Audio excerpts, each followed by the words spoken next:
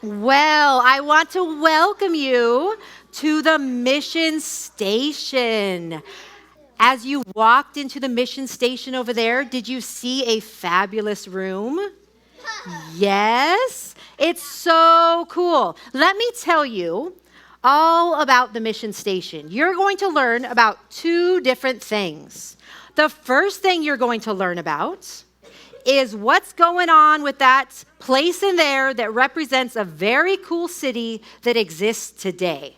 I'm going to tell you about that. That's the first one. Ooh, people have guesses as to what it is. I'll tell you in a second. The second thing you're going to learn about is this village over here. There's a story that goes along with this, and that's what I'm going to tell you about second. And this is not from today. This is from hundreds of years ago. So let me first tell you about the place that we are going to learn all week about that exists today. It comes from the Great Commission, where Jesus said, go and make disciples of all, anyone know what it is? Of all what?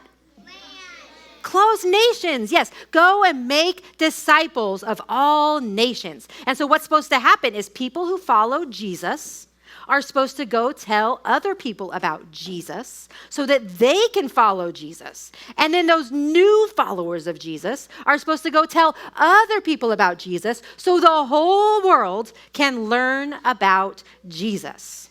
And so that place in there is a very special place where people are telling people about Jesus. So the name of the place is not New York, even though some of you thought that. It is on the other side of the world. It's called the United Arab Emirates. Everyone say United Arab Emirates. But to make it short, we're going to say UAE. Everyone say UAE. UAE. Yes, so that is a place far, far on the other side of the world that is very interesting. It used to be barren, meaning there was nothing. It was just a bunch of desert. But then one day, someone found some oil, some very important oil. And when you get oil that the world wants, you get what? Money, yes. So it became a very wealthy place. And because it became very wealthy, a lot of people wanted to move there. And so there's over 200 nationalities in the UAE. So that means all these people from all over the world have come to live there. And it's a very cool place. They have lots of cool things. For example, you can see right here in this picture, they have the tallest building in the whole world. There was actually, when you walked in that room, there was an example of it. Did you guys see that? Right on the corner over there? There was an example of the tallest building in the whole world. Some other cool things they have the biggest mall. Anyone like malls? Raise your hand, raise your hand. Yes, yes. Okay, put your hand down. They have the biggest and the busiest world-class airports there ever was. They have the most expensive hotels, and here's the coolest one. They have the Guinness Book of World Records for the most amount of Guinness Book of World Records.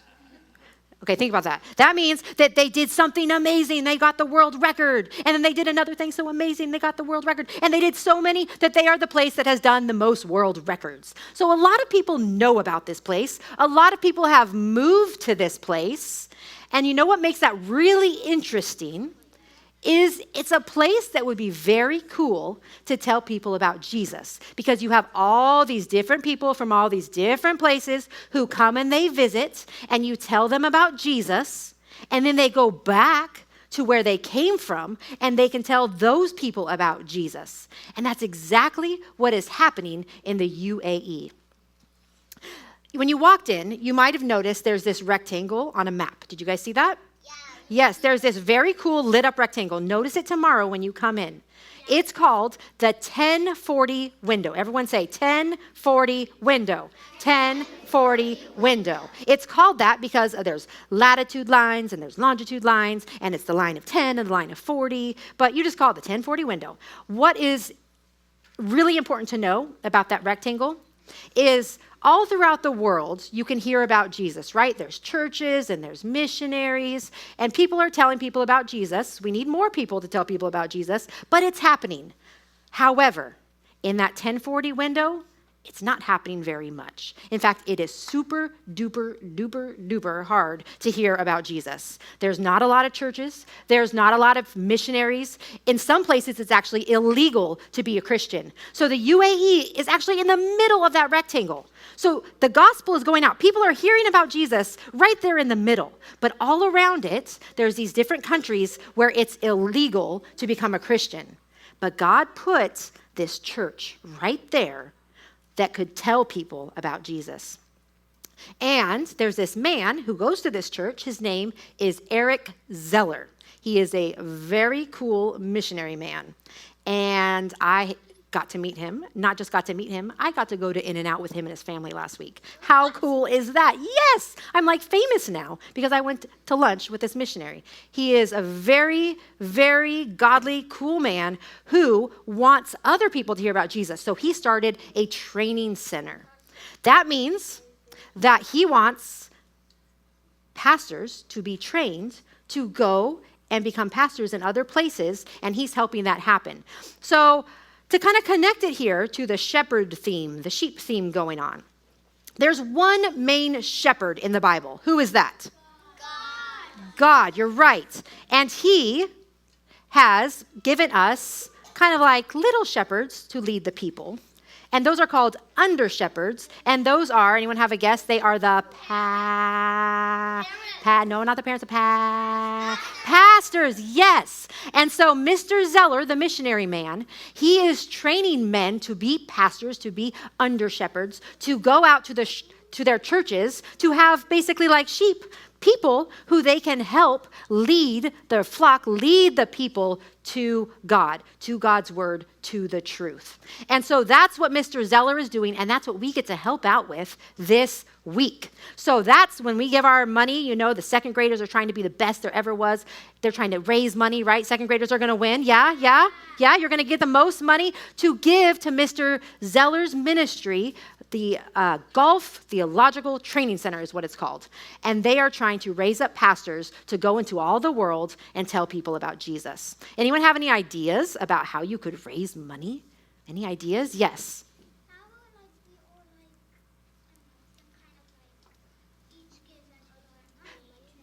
Yeah, we all have our own money that we could give some of. That is so smart. Yes, if you've been saving some money, you can take some of that money, ask your parents and say, could I give this to the work that is going on in the UAE to raise up pastors? That's a really good idea. What else? I could do a lemonade stand for $2 for lemonade. Yes, I love that. Lemonade stands are the best. You should totally do lemonade stands for sure. What else? A fruit stand. That's a good idea. Yes. Send money to kids in different countries. That is another thing that we can do. Yes. So what we're doing this week is we're bringing in our money so that we can give it to the church and the training center in Dubai so that pastors can go out and they can tell people about Jesus. So when you go in that room tomorrow, make sure you notice the 1040 window. And that's an area that we want to pray for, that God would send out more people to tell people about Jesus in that rectangle there in the world. All right. So now I want to tell you about a place from a long, long time ago.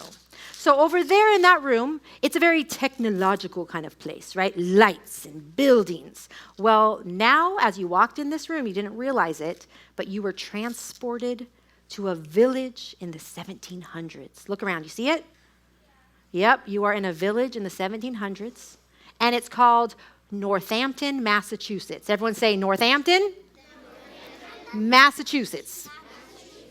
And this is a very different place from Dubai, and it's even a very different place from where I hear you are all from.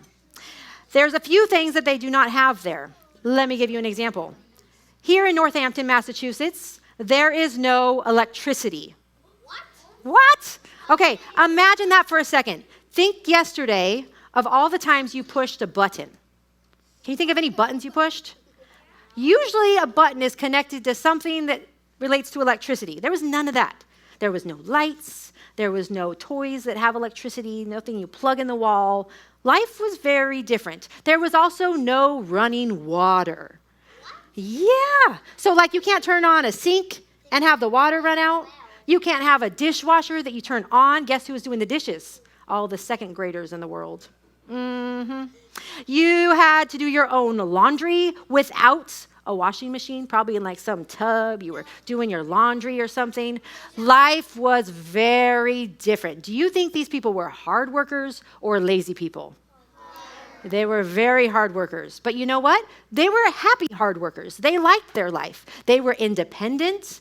They were growing their own food. So like you see this food here, if this was their table, they did not go to Costco, for example, and get this food. They had to grow their own food, and then they had to make their own food. They didn't go to some store and buy their clothes. They had to make their own clothes. And even as they were doing all this hard work, they were still quite amazing. They were coming up with different inventions. They were discovering things. So these people, they felt very independent. So go ahead and put your hands down. I'll ask any questions at the end, okay? They were very independent, but that means they didn't like one particular part about their life. They were ruled by the King of England, who lived far, far away. But they were over here, living their own life, being quite independent, but they still had to pay taxes to the king that was far over there, and he had rules for them, and they just didn't like that. They thought, you know what, we're doing our own thing over here. We don't need to be ruled by that king who's so far away. And so they started questioning everything. They were thinking, wait a minute, why do we have to have a king? Wait a minute, why do we have to obey the king's rules? Wait a minute, why do we have to obey any rules? And as they started thinking like that, they also noticed, well, you know what? I believe in God, but I don't like rules very much anymore. I don't know. Do I even have to obey God's rules? And that's what they started thinking. They also started thinking that because there was something going on at that time called deism. Everyone say deism. Let me explain to you what deism meant. Deism meant they believed in God, but they kind of believed God didn't really care about them anymore. It was kind of like God created them and then he just left. Pretend for a moment that I created this podium, okay? So I masterpieced this with my metal working skills or whatever this is. And I made it beautifully and I was so proud of my piece. But then I walked out the door and I never thought about this podium again. I never did anything with it. I did not care about it. That's the way the people thought about God. Meaning they thought God made us. He did all this stuff, he made us, but then he walked out the door and he didn't care anymore. So if that's what they thought God was like, then they weren't very interested in learning about God, right? Because if God didn't care about them, why should they care about God? If God didn't really care how they live, then why should they care about God's rules? And that's the way that most of the people thought, but not everybody. There was a family known as the Edwards family. And there was this pastor named Timothy Edwards, and he was teaching the truth. While everyone else was thinking deism, deism, deism, Pastor Timothy was telling people, no, no, no, no, no, no, no, no. God created the world, and he very much cares about the world that he created. He loves us, and he wants a relationship with us. In fact, he loves us so much that though there is sin between us and God, so we can't have a relationship, he sent his own son, Jesus, to come into this world to die for our sins so that we could have a relationship with God. That means that God very much cares about the people he made, right? Thumbs up, yes? Clearly, God cares about the people he made. And that's what Pastor Timothy was telling everybody. And though no one was believing it, he kept teaching it, he kept teaching it, he kept teaching it. You know who he especially taught it to? He had a baby boy. Anyone know what his baby boy name was? Not Jesus. Nope, nope, nope. But it does begin with a J. Jonathan, you're right. He had a baby named Jonathan, and he taught this baby from a young age all about God and all about how God wants him to live for him and to love him. And so Jonathan grew up, and he started to believe exactly what his dad had been teaching him. And he was a very smart boy. He liked to go out in nature. Anyone like to go out in nature? Play, jump, climb. I bet you do some interesting things when you go out in nature. Does anybody get things and throw them? Like throw rocks, throw sand. Does anyone climb things? Yes, yes. Okay. Well, this is what Jonathan did. You ready to hear what Jonathan did? Yeah. So he probably climbed, he probably threw things, he probably built things. But while he was doing these things, he was noticing things. He was thinking very deeply. Even as a young boy, he was looking at the insects and he was like, wow, God designed this so amazingly. And he would look at the trees and he would think, whoa, what a God we have that would make things like these trees and the wind and the mountains. And he was just thinking so deeply about life. For example, there was one time where you would find him in the wilderness, sitting down, just sitting there for like 2 to 3 hours, and he was staring at something. He just kept staring at it. And you want to know what it was? What? It was a spider making a web. He was just so interested in the details of a spider making a web. He had a journal with him, and he actually diagrammed the whole thing, watching how the spider made the web and writing how the spider did it. He was just so interested in all of the details of what God had made. He also, while he was out in nature, he built a fort. Raise your hand if you've ever built a fort. Yeah, those are a lot of fun. And you can do all kinds of fun things in a fort, but let me tell you what Jonathan Edwards did in his special place. And that's what he called it. He would go over to his special place where nobody was with him, and he would bring his Bible. And he would read it from a very young age. He would spend time in God's word. And in God's word, he read that God wanted him to talk to him. He wanted Jonathan to pray. And so Jonathan, wee little lad, would be in his fort reading his Bible and praying to God. Jonathan just took life so serious. He really wanted to live for God. And when he thought about deism, he thought, how could that possibly be true? I look at the spiders and I look at the trees and the insects and the mountains and all these things, and I can tell that God really cares about the creation that he has made. And so Jonathan continued to believe that. And then he got really old when he went to college. You want to know how old he was? He was 13 years old. Is that old? No, I bet you have a sibling that's like 13 years old. So he grew to be only 13. He packed up all his stuff. He said goodbye to his parents, and he went off to college. He went to Yale, and he learned all about the Bible. And you know what? He's a 13-year-old, so he probably didn't know very much compared to the other students, right? Actually, he became the smartest student there was. More than any of the other students, he was the smartest, so much so that he started tutoring the other students. Other students would come to young Jonathan and ask him questions because he just knew things. God had given him a brain like nobody else. And so he became a pastor, and he knew that he wanted to do that for the rest of his life. One day, you'll probably hear about the fact that Jonathan Edwards had these things called resolutions. Do you guys know what a resolution is? No? It's where you decide to do something absolutely, you will do it 100%. And Jonathan had several of these resolutions. Everyone go like this. I resolve. I resolve. I resolve.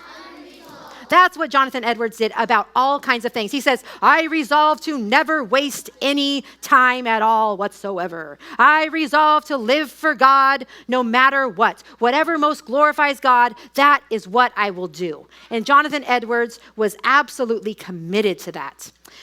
He was a very unique man. Everyone who knew him thought, there is nobody that is like him. He just loves God so much. He wants to study so hard. He wants to live for God, but guess what, girls? There was something that he was sad about. Girls in the front, do you know what he was sad about? There was nobody that he could really do life with. Like nobody that really wanted to study like him. Nobody that wanted to love God like he did. At least he couldn't find anybody.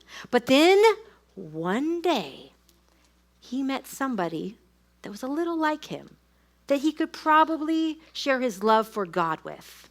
And you want to know who that person was? You'll have to come back tomorrow to find out.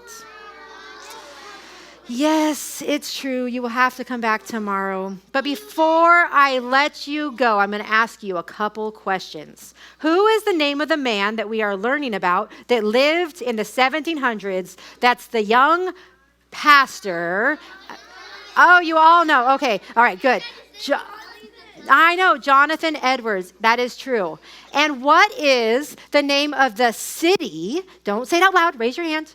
What is the name of the city that we are raising money for that's here today, like it's over on the other side of the world today, that people are telling people about Jesus? The name of the city, I'm going to give you a hint. It starts with a D.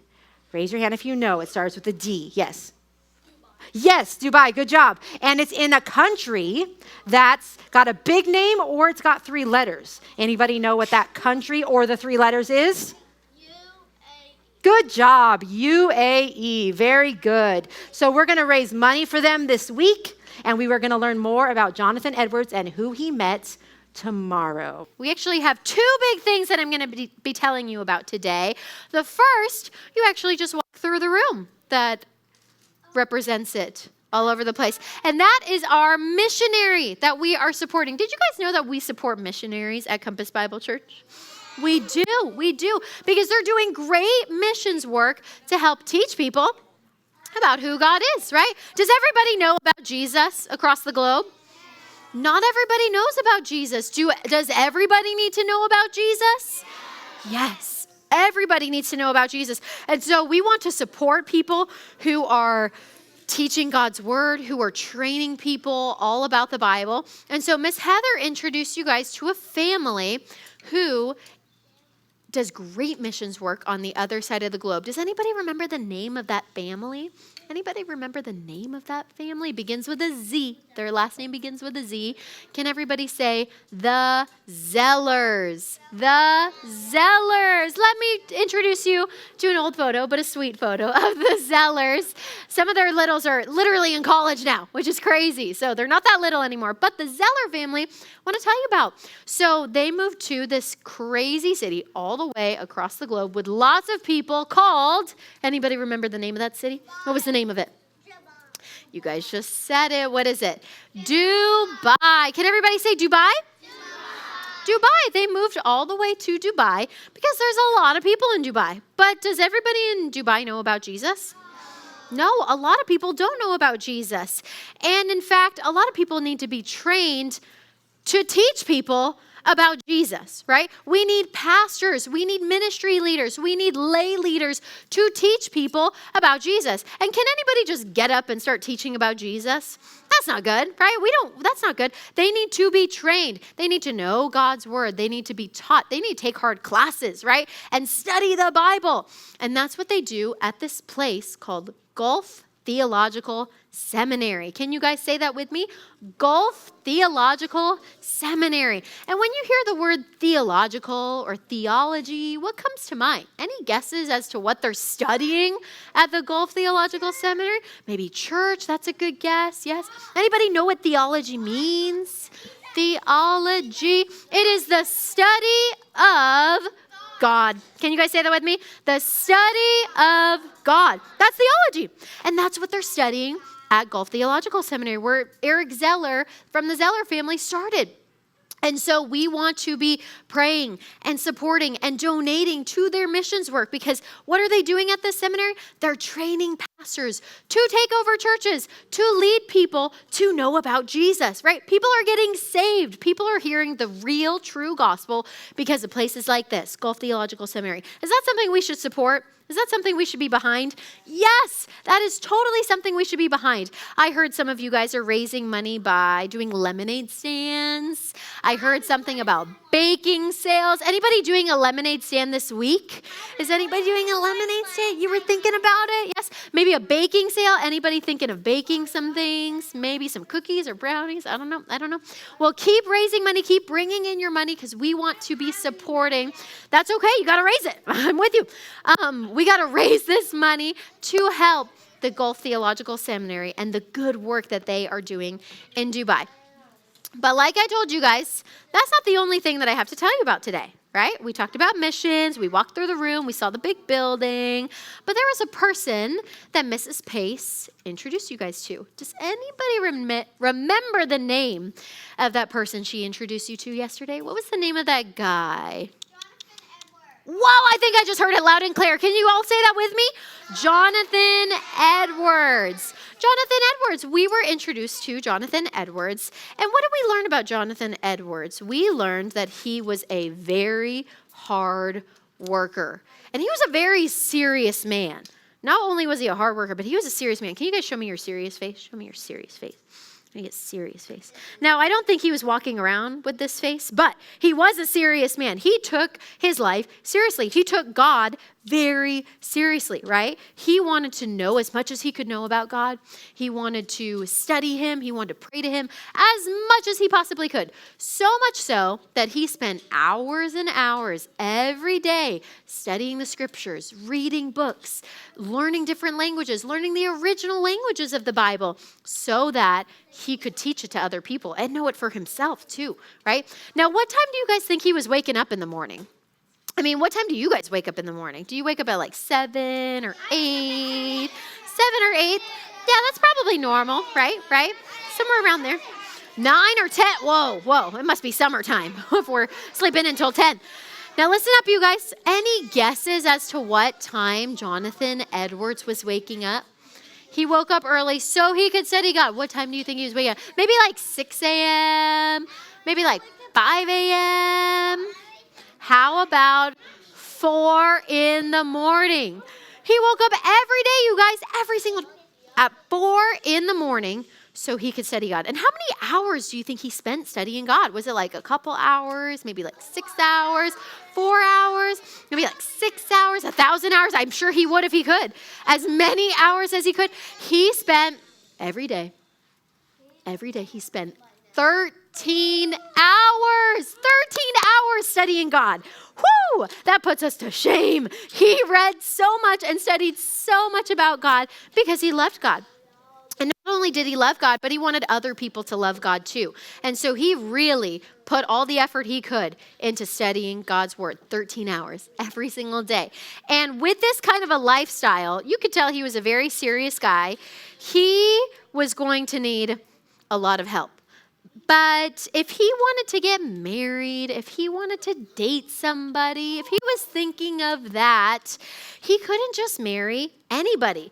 I mean, think about that. If your husband is studying 13 hours a day, whoo, that is hard. That is really difficult. He's going to be a busy guy. He's going to have a lot going on.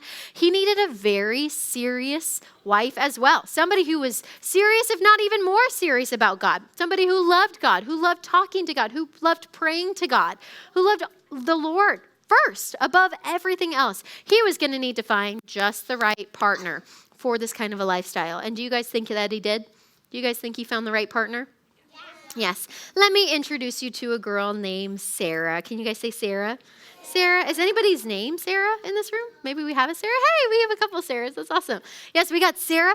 Well, Sarah was this gal who attended the same church as Jonathan. And it was one Sunday morning that after the service, Jonathan saw this girl from across the room. He saw her from across the room.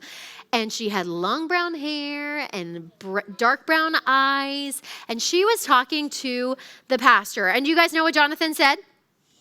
He said, that is the most beautiful woman I had ever seen. He was so attracted to this girl named Sarah. He didn't know her name. He didn't know anything about her.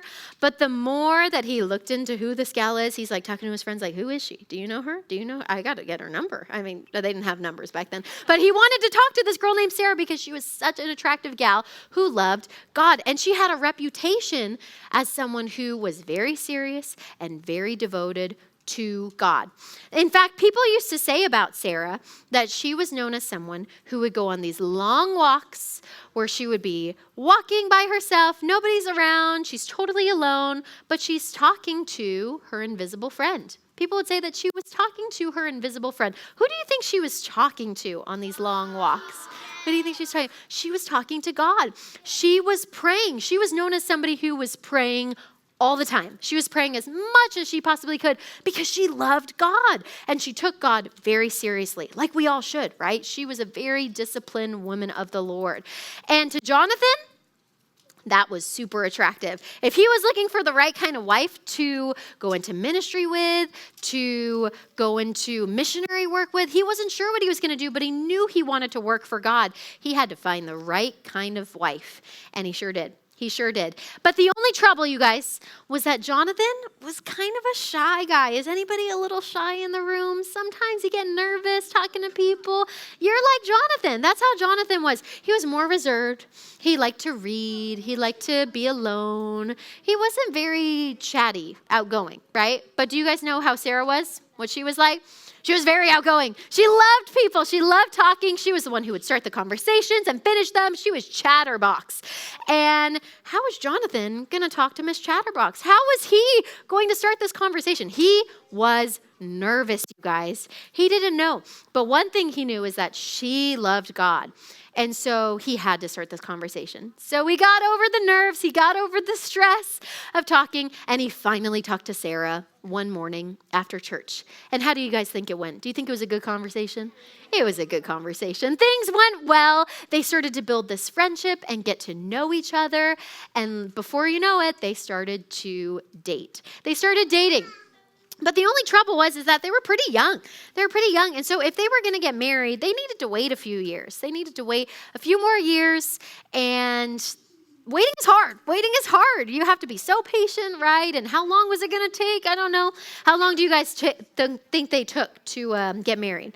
They had to wait 4 years. 4 years. Imagine you meet the love of your life, but you have to wait 4 years. That's hard, right? That is hard. But they loved God and loved each other so much that they waited on the Lord's timing and they waited for the perfect opportunity. And 4 years later, in July of 1727, they got married. Can you guys all say, "Aw"? Oh, they all got married. We love marriage. We love weddings. That is a gift from God. Anybody been to a wedding? Anybody been to a wedding before? Do you get all dressed up for weddings? Yes. And there's a party afterwards, and you get to eat food and dance and do all sorts of fun stuff. Yes.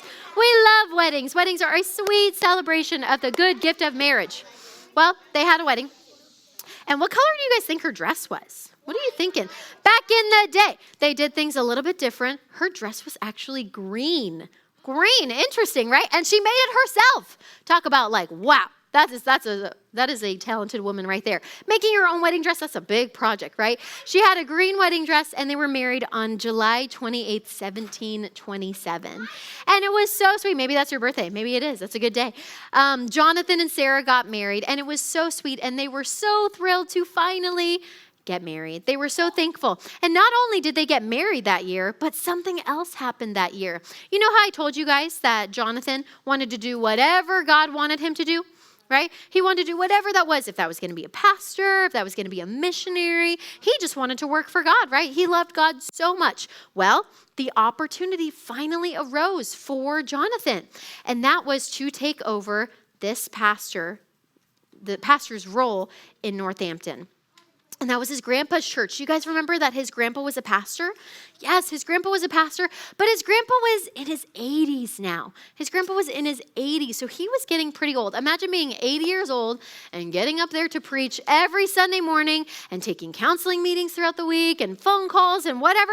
That is a lot of work. That is a ton of work, right? And so he needed to find something we call a successor. Can you guys say successor? Successor. So that means the person that's going to take the place of this pastor, right? Who is going to lead this church? You couldn't just have anybody lead the church, right? You want somebody who loves God, who is devoted to God, who loves studying God. Who do you guys think that was? Who do you guys think that was? It was Jonathan. Jonathan was that guy. And it was 2 years later that Jonathan took over this church alongside his sweet wife, the pastor's wife, Sarah. And it was a great day. They were so thankful to be taking over this church and loving the people of God and training them in godliness. But it was going to be a hard lifestyle. The pastor's life is not an easy life, right? Sometimes that means some long conversations with people. Sometimes that means some late nights. You don't always get home on time. Sometimes that means a lot of different things, right? You have to travel to teach people about God. And remember, there's no cars back then, right? So they're going by foot. This is difficult. But Sarah loved her husband so much that she wanted to do whatever God wanted him to do. And so she said, Jonathan, I am for this. I am behind this. I am praying for you. And I want us to do whatever God wants us to do. And so they did it together. And that first Sunday morning in their new church was so sweet. The congregation was so excited to meet Pastor Jonathan and his lovely wife, Sarah. And we're so excited for them to teach them all about God, to train them all about God. And you guys know where the pastor's wife would sit when it came to church back in the 1700s? You know where she sat? You're probably thinking like maybe the front row or maybe on the wing, just in case he needs like a water bottle or something. The pastor's wife actually would sit right on the stage facing the people, and they all would stare at her. Does that sound nerve-wracking to you? That sounds nerve-wracking to me, right? Every Sunday morning, that's where the pastor's wife would sit.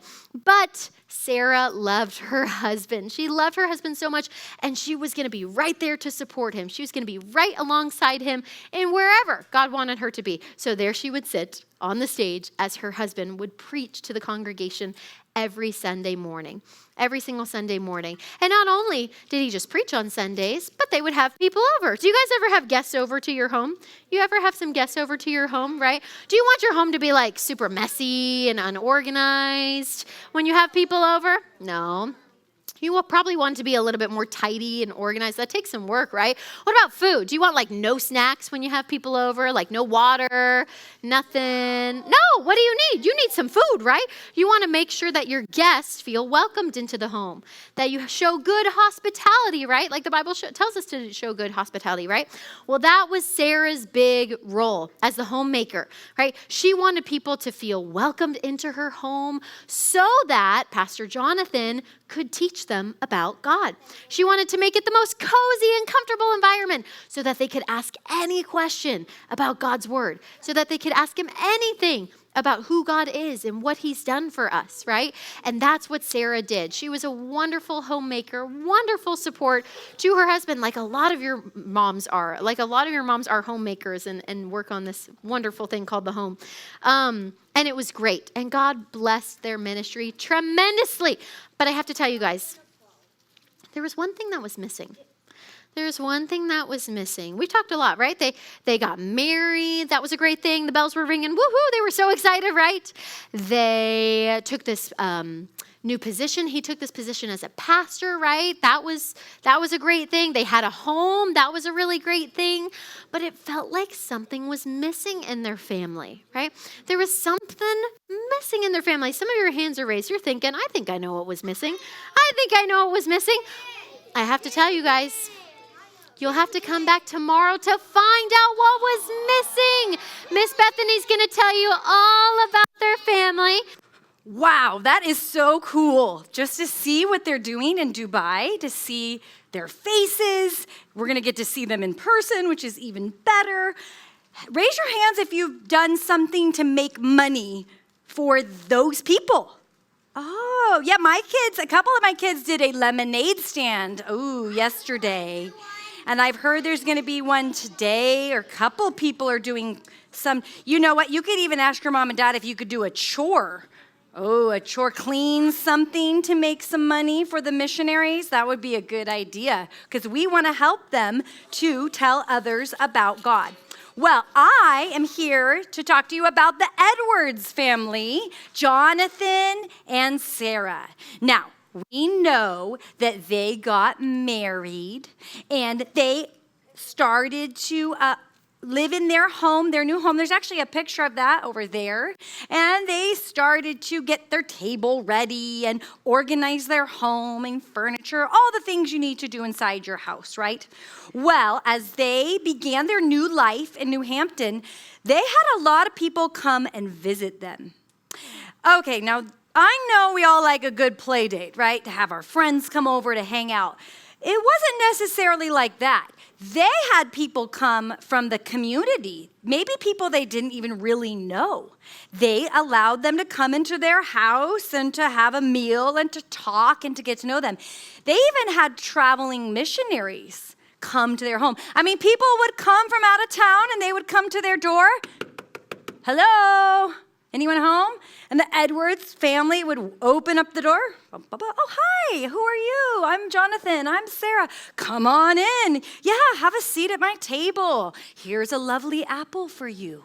Looks delicious. How about a few cherries? Okay, they would share their food with people they didn't even know. They would let them stay the night in their house. They would take care of them. They would feed them. They would make sure they had a good time. But they did feel like, Jonathan and Sarah were like, something's kind of missing. There's something I wish I'd like to add to this home. Does anyone know? Maybe you can whisper it to me. What do you think they were missing? Oh, I heard it. Yeah. Rock-a-bye baby on the treetop, right? They wanted to have a baby, and God was very kind to give them children. Now, they had their firstborn. Could you be our firstborn? Yeah, thank you. Harper Cornish people, come on up. I need you. They had their firstborn child. They named her Sarah. All right, they added her to the family. But do you think they just had one kid? Yes or no? No, okay. Could you be, and could you guys come on up? All the gray shirts. Yeah, I need you 5 right here. Yeah, Alyssa. Okay, come on up. Wow, okay, so they had a lot more kids. Yes, we need you. We do, we need you. Okay, so they had more babies. Now, it wasn't all girls, but it just happens to be that all the people in here with gray shirts are girls. Okay, wow, okay. Is this how many kids they had? More. In fact, could you come? Could you guys come on up? And in fact, could you guys come on up? Let's see how many kids. You guys can stay seated, but let's get all the gray shirts up here. Let's see, do we have enough? Let's count them. How many kids do they have? Ready? Count with me. 1, 2, 3, 4, 5, 6, 7, 8, 9, 10, 11, and this is their friend. They only had 11, I'm sorry. I counted wrong. But this was their friend, their neighbor, their good friend. They had 11 kids. Thank you, lady. You can go take a seat. Give them a hand. Give them a hand. Thank you. They had to get up from their cozy spots. The Edwards had 11 kids. Now, can you imagine how many snacks that would be?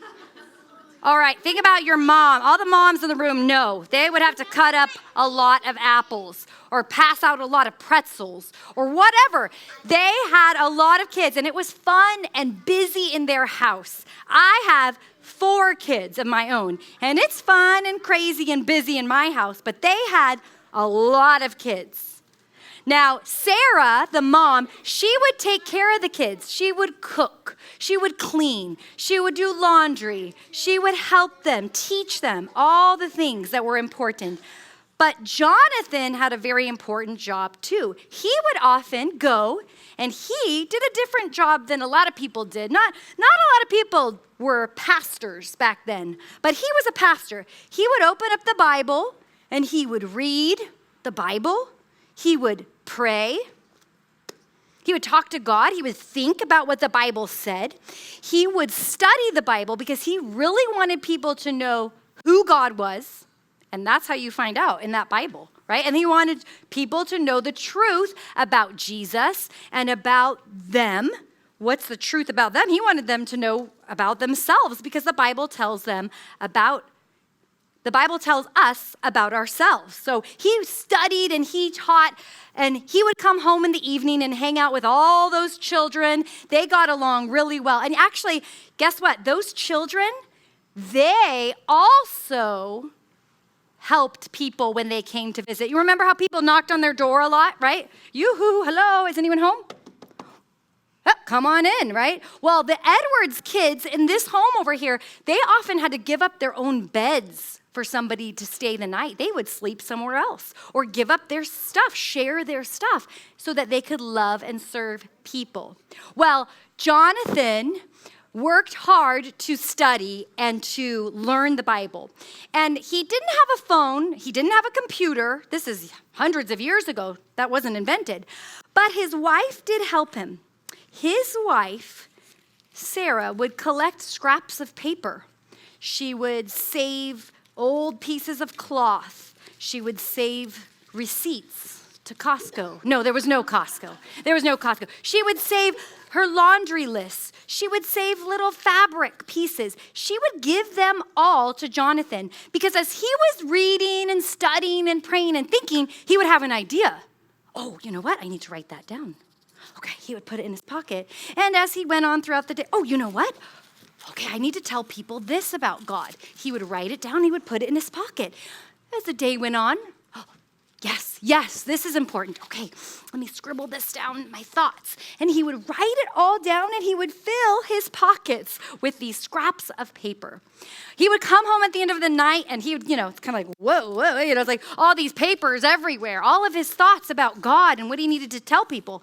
His wife would take them out, flatten them, read them. She would organize them. She would help him to collect all of his thoughts. Like, what did you say? What did God teach you that day? So she was a good help to her husband in a lot of ways. But he, as he was studying and thinking, he started to notice that the people of that time had a major problem. Okay, now I'm not talking about like they have a boo-boo. You know what I'm saying? And they need a Band-Aid. I know that's a problem. And I'm not talking about even that they maybe have a broken arm. That's a pretty big problem. I'm talking about they had a major problem in what they thought. They had wrong thoughts, wrong information, and understanding about who God is. Wow, that's really important. And so Jonathan wanted to make sure people knew who God was, the real information. So he said, you know what? I've got to tell them who God is by sharing the Bible with them because they're confused. They have a big problem. They have wrong thoughts about God. So he wanted people to know who God really was. Now, this caused him to get a little bit upset with the people because they were so confused. In fact, the people thought that God made the world. Have you heard the story? Thumbs up if you've heard the story of creation where God made the plants and the animals. Have you heard that story? Give me a thumbs up if you had. And he created the lizard and he created the dolphin and he created the cow and all of that, right? Yeah. And then he created people and oceans and all that stuff. They thought God made the world amazing. And then God just like took a trip, right? Like, well, okay, see ya. Oh, you guys, yeah, it doesn't really matter. I made you, but it doesn't really matter. No. People thought God made the world and then just like kind of went away on vacation or something, that he didn't really care about them. People thought, and they were wrong, that God didn't care if they did the right things or the wrong things. No. They were really confused. They didn't know who God was. And Jonathan wanted to make it clear. So he wrote a famous sermon, right? Where have you ever seen a preacher behind a pulpit? My husband is a pastor. So he preaches, he teaches the Bible. Well, he wrote a sermon and it was called Sinners in the Hands of an Angry God. And this was a powerful sermon.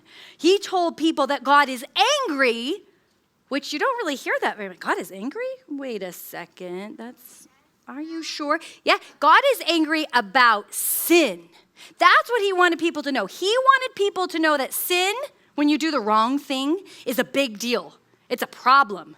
And God doesn't like it. He's mad at sin. He doesn't want there to be sin. And so Jonathan preached this sermon, and people from everywhere in the back, they were coming to hear. People were traveling to hear him because he taught the Bible so well.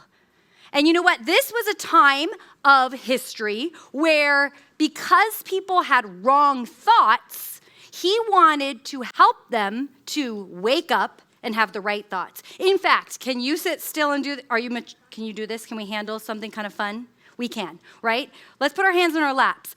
I want you to close your eyes. Now, you don't have to touch anyone around you. I'm not going to touch you. Don't worry. So close your eyes. Can you see where you're going? Okay, if I had you walk, keep your eyes closed. If I had you walk across the room, could you know how to get there? No. Okay, with your eyes closed, if I were holding up a number in front of you, like how many fingers am I holding up? Would you be able to tell me? No. Okay, now I want you all to wake up. wake up. Okay, look at me. Yes, now you see. Right? Now you can see. So if I told you to walk across the room, would you know how to get there? Yes. If I said, how many fingers am I holding up? Would you be able to give me the answer? Yes. So this was a time of history called the Great Awakening because people were eyes closed. They weren't actually having their eyes closed walking around like this. I don't know where to go. What's happening? No, it wasn't like that. But in their minds, it's like their eyes were closed because they didn't know the right things. They were in darkness. They were trying to make concepts and ideas about God, and they were wrong. They were in the dark. They were going, I think this is God. But they couldn't see. They didn't know the real stuff. Well, Jonathan and preachers like him, he helped people to wake up. Wake up. This is the truth. This is real. This is what the Bible says. Sin is not good. Jesus came to deal with sin. You can have a relationship with God because of Jesus. So that was the time called the Great Awakening. Let's say it together. The Great Awakening. Thank you. When people woke up and learned the truth about who God was.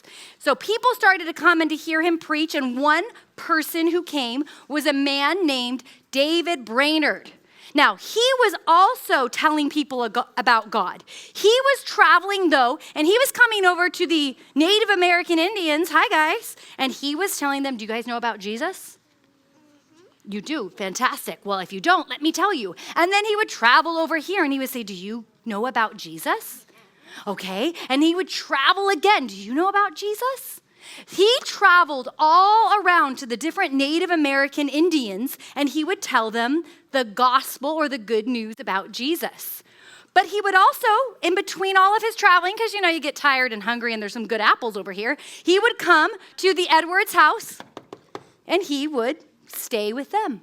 He would sleep at their house. He would talk with them about his travels, about what he was sharing and who he was telling about the gospel. He would eat their yummy food, and he would travel on again, and he would go out again, and he would go to another group of people and tell them about Jesus. Well, during this time, a war broke out. It was scary. It was not good. It was people fighting, the British and the French and the Indians got involved. Jonathan and Sarah were praying for the people, for everyone to know about God. And David Brainerd, their friend, he was traveling and telling people, and he was praying for the people. And they kind of worked together, right? They all wanted to have everyone know, the Indians, the British, the French, everyone to know the truth about God. Well, after the war was kind of wrapping up, David came back. Wow, he really comes to visit a lot, doesn't he? He's back at their house. Hello? Oh, come on in. And he's there, and he's kind of tired because he traveled far away to tell about Jesus. And they start talking, but you know what? This time it was a little bit different. Jonathan and Sarah were talking to him, but it was a little bit different because David wasn't only talking to the parents, but he started talking to their grown-up daughter, Jerusha. Anyone in here named Jerusha? Okay, I never heard the name Jerusha, but I like it. Okay, he started to kind of talk to Jerusha. Hey, Jerusha, what kind of apples do you like? Hey, Jerusha, what do you like to do with your free time? Oh, hey, Jerusha, can I tell you a story about my travels? Well, they started to talk. He started to kind of pay attention to her. She started to kind of pay attention to him. And they started to kind of notice one another. She was a grown-up. He was a grown-up. They both loved God. He was planning to travel on again, though, and go out and tell more people about Jesus. But guess what happened? You'll have to come back tomorrow to find out. Hey guys, how's it going? Day 4 of Camp Compass. But you guys don't look that tired, and I know you're going to do such a great job listening. So everybody do me a favor, give a big stretch up, and down into your lap.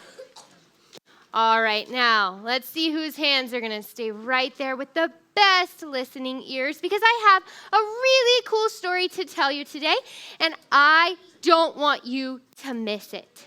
So we've been learning about Jonathan and Sarah Edwards. all week, but just like I told you, it's day 4 of Camp Compass. It's Thursday, so we're almost to the end of our story, and I'm so excited to tell you more of it today. So you have already learned that Jonathan and Sarah loved hosting people in their home, meaning they loved to have people over for dinner, maybe sit on their couch, hear about their life, but they loved sharing the gospel with people. They did have one friend named David Brainerd who they loved having over to their home. They loved to welcome him into their home and hear about the work that he was doing. And if you remember, David was a missionary to the Indian tribes. In the Indian village, he would travel from tribe to tribe, sharing the gospel. And so Jonathan and Sarah loved to hear about the work that he was doing. Now, David was doing some hard work. Raise a quiet hand if you've ever done hard work. And I'm talking the kind of work that makes you need to go home and take a rest because you're so tired. Well, that's the kind of work that our friend David did. He did lots of hard work. And you know what made that work even harder? I want you to try to imagine this. There were no cars. No one had a car to go anywhere. So I told you that our friend David did a lot of traveling. Well, there weren't airplanes either, so how was he traveling? He was actually traveling on a horse.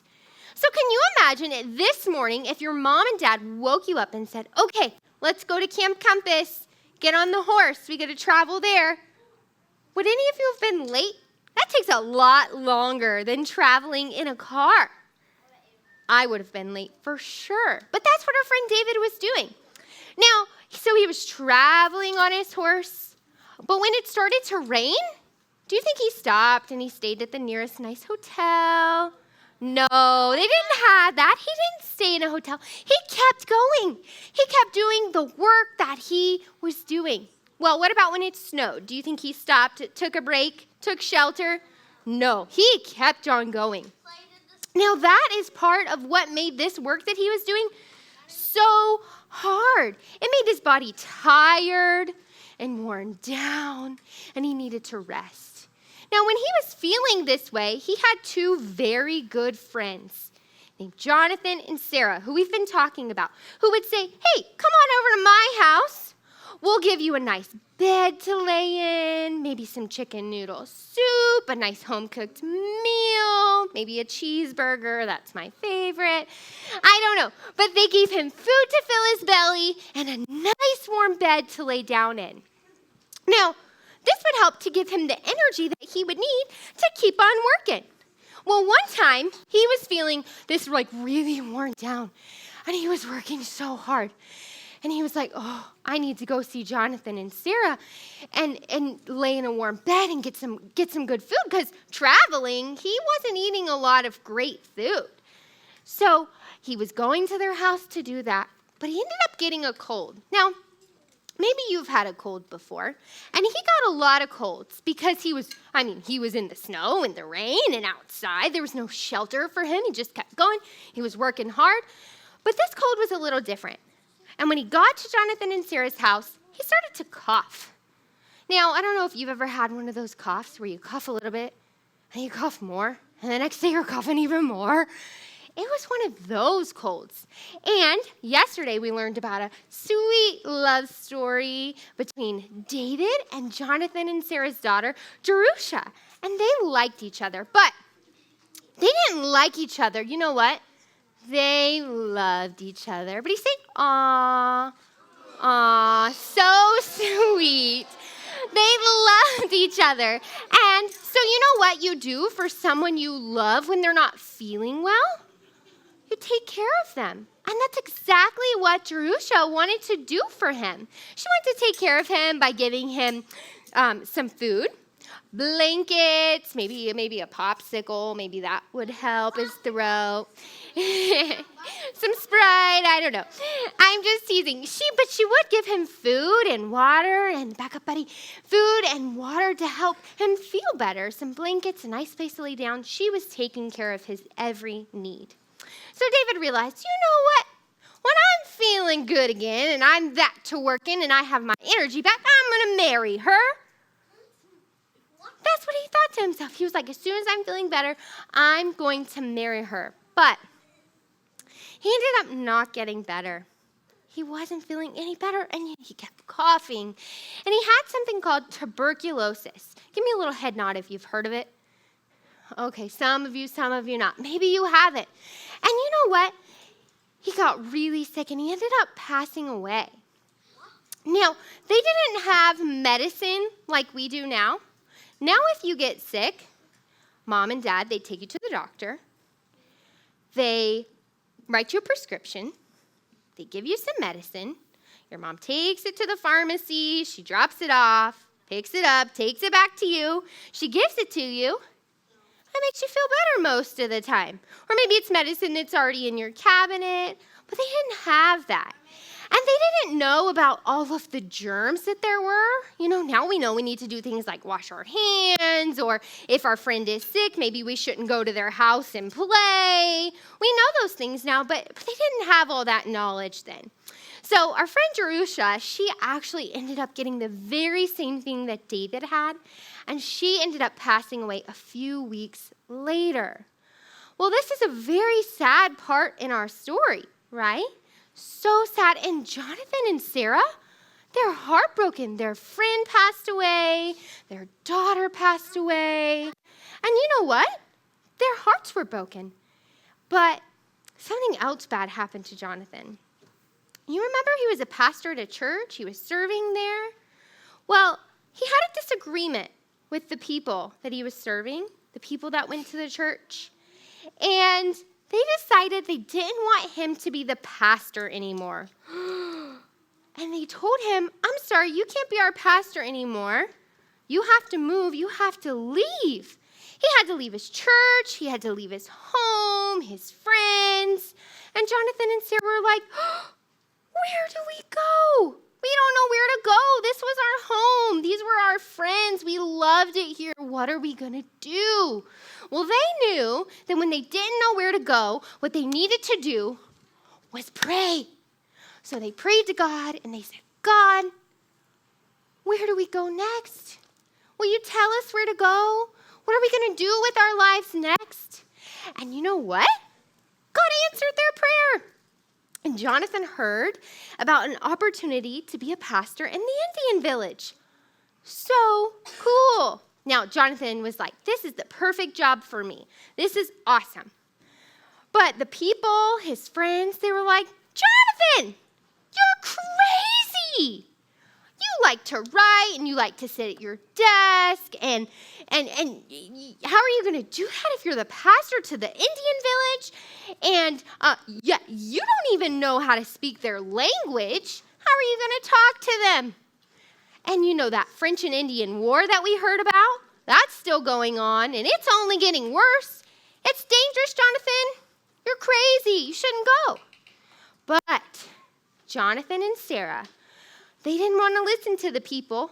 They continued to pray and ask God, God, what do you want us to do with our life? Where do you want us to go? Is this what you want us to do, to go to the Indian village? And you know what? They listened to God, and God told them to go. And he took the job, and they moved to Stockbridge, and he went to be the pastor for the Indian village. Now, there was still one problem. He couldn't communicate to them. He didn't speak the same language, so they couldn't understand what he was writing and what he was saying. But he found a very nice guy, an Indian guy, who could speak his language and translate to the Indians what he was saying. How cool is that?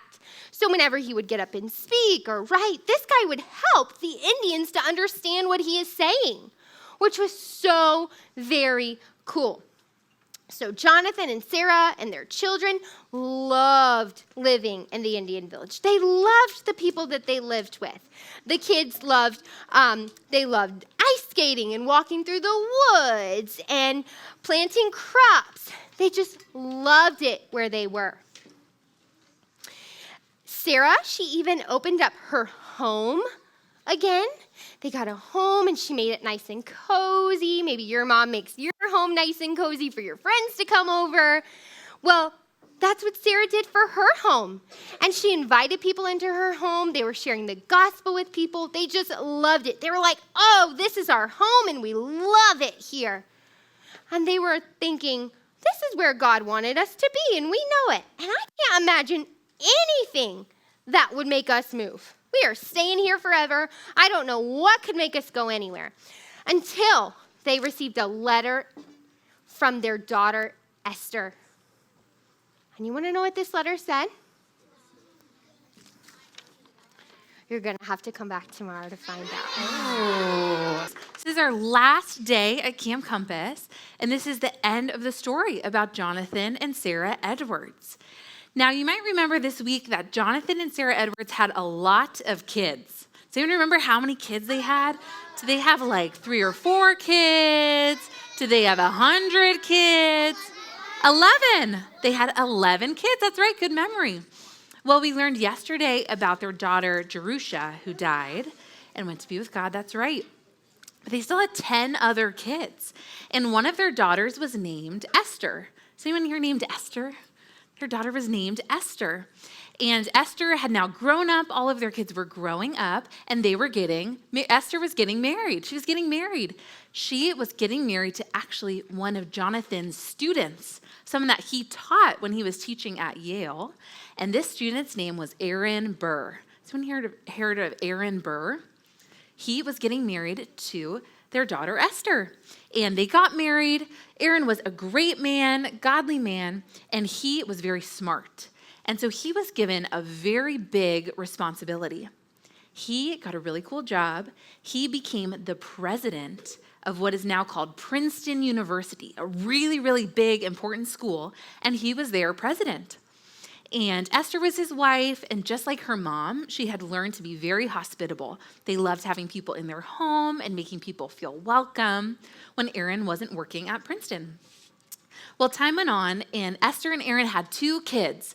And so now Jonathan and Sarah were grandparents, and they had 2 grandchildren. And Sarah loved getting letters from Esther. Esther would write letters to her mom saying, this is what my kids are doing. They're learning to eat or learning to walk or coming to camp. And she would write letters back home so they knew what their grandkids were doing. Well, one day, Jonathan and Sarah checked the mail, and they had a new letter from Esther. They ripped it open, ready to hear about their grandkids. But this letter was a little different, and this was a sad letter. They got a letter in the mail from Esther telling them that her husband, Aaron Burr, had died. He had died. They were shocked and sad, and they thought, Esther needs our help. And so they decided that Jonathan was going to pack a bag and go and be with Esther and help her with her kids and help her in this hard time. And so Jonathan started packing. He got all ready. He got his clothes. He got his shampoo. He got his shoes. He got his whole bag together when another letter came. But this letter was very official because this letter was from the school, Princeton University. It was a big deal. And so we opened the letter. What does this say? And the leaders at Princeton were very sad because Aaron Burr had been their president and he had died. So they had a hard job of finding a new president for the school. So they thought and thought, who do they know that loves books, loves to learn, is a really good leader? Who do you think they thought would be a good person to lead Princeton University? Jonathan Edwards, that's right. They thought of no one better than Jonathan Edwards to come be the new president of Princeton. But Jonathan and Sarah loved living in Stockbridge. Remember, they moved to be in the Indian village, and they were learning the language and sharing the gospel with the Indian people. They loved doing that. And so they didn't know if they should take this new job and move again all the way to Princeton, or if they should stay where they are. So anyone ever had to move? It's a big move houses or move schools. It's a big change. You leave your friends, you leave your room. You have to really move everything to this new place. Yeah. And so they weren't sure if they wanted to do that. So do you know what they did? They prayed and they prayed and they prayed and they asked God to tell them what they should do. So they kept praying. Jonathan asked his wife, Sarah, what do you think we should do? And she said, whatever Jonathan decides, she will support him. So she was ready to support him, ready to do whatever God wanted once again. And Jonathan said, maybe I should ask some friends to pray, ask some friends to think. And after all this time, they decided, do you think they were going to do it? Yes, they decided to move. They started packing all their things. They were going to move their whole family out of Stockbridge and go to Princeton. Well, Jonathan was getting packed. He was getting all ready. And even though this was a big change, they were excited about it. Yes, they were excited for what God had next. So Jonathan was going to go first, and he was going to start his job. He was going to help Esther and his grandkids. And meanwhile, while he was going, Sarah was going to pack their whole house because they still had 10 kids. They had a lot of people in their home, a lot of suitcases to pack, a lot of pillows, a lot of toothbrushes. There was a lot for Sarah to do. So while she was doing that, Jonathan was going to head over and start his job at Princeton. And so he hugged his kids goodbye. He hugged his wife goodbye. And as he turned out the door, he said, I commit you to God. He knew that he was leaving his family in God's hands, and they would come be with him soon. So Sarah got to work packing, and Jonathan arrived at Esther's house and got to work as their new president of Princeton University. And you guys, this was like being at school all the time. Working at Princeton. He was working at a school. This is like even in the summer, you were still at school. Even on the weekends, you were still at school. Would you guys like that? Being at school all the time? No? Do you know what? Jonathan loved it. He loved it. He loved to learn. He loved to study God. It was such a good thing for him to do. And so he loved his job at Princeton. He was getting everything ready in their house for Sarah and for their kids to come, and he was excited to welcome them. But there was something that made Jonathan a little bit nervous because he kept hearing about people in town getting sick with something called smallpox. And back then, this was really scary because if someone got smallpox, they usually ended up dying. They didn't have medicine like we have now, so it was a scary thing. But Jonathan trusted God. He knew that God brought him here and that God would do what was best for him. And so he heard about something else. There was some doctor who had an idea, a new invention called inoculation. It was like a medicine that could maybe help them not get sick. So Jonathan and his daughter Esther came with him, and they got this medicine called inoculation. But something very tragic happened. Jonathan and Esther got smallpox, and Jonathan and Esther died and went to be in heaven with Jesus. This was shocking. This was tragic. And Sarah was still at home packing. She's getting all ready for the move. She didn't just get a call or a text. They didn't have phones back then. They had to write a letter and send a letter all the way to her. She opened it and read that her husband and daughter had died. But she was sad, but she knew that they were in God's hands. And she remembered that she had to take care of her grandchildren. She still had to go and be there and help. So she finished packing very quickly. She got over toward Princeton University area and to help with her grandchildren. Well, when she got there, one of Jonathan's friends came and found her. He had a very special message for her because actually right before Jonathan died, he sent a message to Sarah and had some special words for her to comfort her. This is what he said. He said to Sarah, "Give my kindest love to my dear wife and tell her that the uncommon union which has so long been between us has been of such a nature as I trust is spiritual and therefore will continue forever." You see, Jonathan knew that the love that he and Sarah had was really special because they both loved Jesus so much. And the love that they had for each other and the love they had for Jesus would last forever because they would both be in heaven with Jesus one day. And that was really comforting for Sarah. That was good news. Well, it wasn't long after this that Sarah became sick herself, and Sarah went home to be with God. She died too. But she wasn't afraid of death because she knew that because she trusted in Jesus, she would be in heaven with the Lord and with Jonathan. Jonathan and Sarah both loved God. We learned that all week through their story. They loved God, and they really, really wanted people to know what was true about God. Remember, people at the time thought that God was really far away, really distant, didn't care. Other people thought that he just made the whole world and then walked away from it. But that's not true. God is near to us. God created the whole world and sustains it and cares for it. He cares about everyone that he's made from the very beginning all the way until now. And Jonathan and Sarah wanted everyone to know that. Jonathan and Sarah knew that God loved the world so much that he sent his son to live and to die and to come back to life so that we could have a way to be in a relationship with God. They worked hard every day to preach the news of the gospel, which is if we turn from our sin and trust in Jesus, then we will be saved. Did you know it has been 300 years since Jonathan and Sarah lived? 300 years. That's a lot of years. How old are some of you? Are any of you 300 years old? How old are you guys? 8? Maybe 9? 10? This was 300 years ago. This is like all of your lives added up together. This was a really long time ago. 8?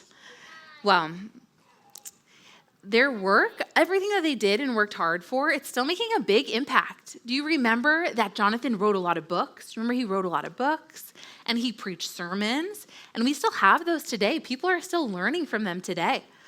And they also raised a ton of kids. Remember, they had 11 kids that all did good things for God and for the church and for the country.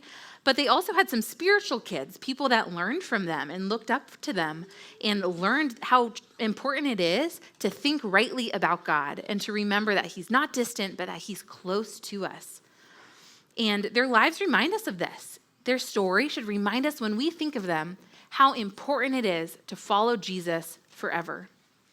And that's something that we want you to remember. That's what we hope you do. And not only that, but we hope you guys keep learning about Jesus. Remember, Jonathan and Sarah were always learning and studying God's word, and that's so important. And you know one way that you can keep learning and studying? You can go downstairs. What special store is downstairs? Does anyone know? What? Compass Books, that's right. And they sell books. They also sell, look at this guy. Look how cute this guy is. Can you say, aw? He's very soft. Does anyone want to hold him for me? You want to hold him for me? There you go. They sell him right down in the bookstore. But we also sell some books about Jonathan Edwards. So you could later today take your mom or your dad down to the bookstore and get the story of Jonathan and Sarah Edwards, and you can bring it home and share their story with your family and remind yourself about their story and their lives and how much they trusted in Jesus. All right, that's the end of our story. Thank you guys for being such good listeners. Thank you for being here this week at Camp Compass.